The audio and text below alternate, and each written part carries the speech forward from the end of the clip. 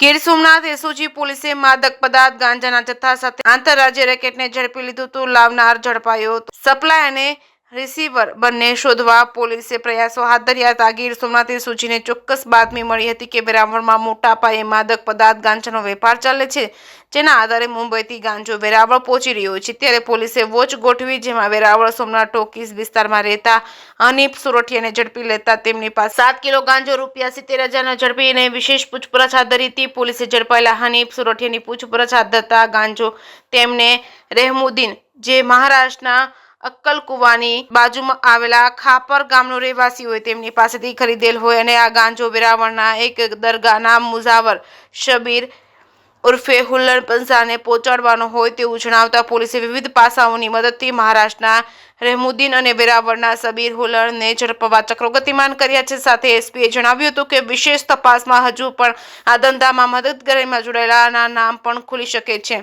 જે કેસની ગુજરાતી સાથે મહેશ વાજા, સોમનાથ. ગઈકાલે ગીર સોમનાથ એસઓજીને બાતમીના આધારે સોમનાથ ટોકીજ વિસ્તારમાં હનીફ ઉર્ફે ભૂરો ઇબ્રાહિમ સોરઠિયા કે જે મહારાષ્ટ્રમાંથી ગાંજો લઈને આવતો તેવી ચોક્કસ બાતમી હતી.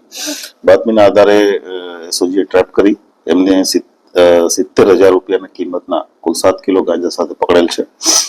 એની વધારે પૂછપરછ કરતા આ ગાંજો એ રહીમુદ્દીન કરીને છે, મહારાષ્ટ્રમાં રહે છે, એ આરોપી પાસેથી લાવેલ છે અને અહીંયા જેને ડિલિવરી કરવાની હતી એ શબ્બીર ઉર્ફે હુલ્લડ અબ્દુલ ગની પંજા, જે મુંજાવર છે, સૈયદ શાહ આલમ શાહ દરગાહનો, એને મંગાવેલો ગાંજો. અને આ શબ્બીર ગની પંજા જે છે એની ઉપર અગાઉ પણ 2022માં એક એનડીપીએસનો કેસ થયેલો છે. અને કોમ્બિંગ દરમિયાન થોડા સમય પહેલા કોમ્બિંગ કર્યું એ દરમિયાન પોલીસે એનું ઘર પણ ચેક કરેલ અને ત્યારે હથિયારનો કેસ કરી અને એને અરેસ્ટ કરેલો છે તે સમયે.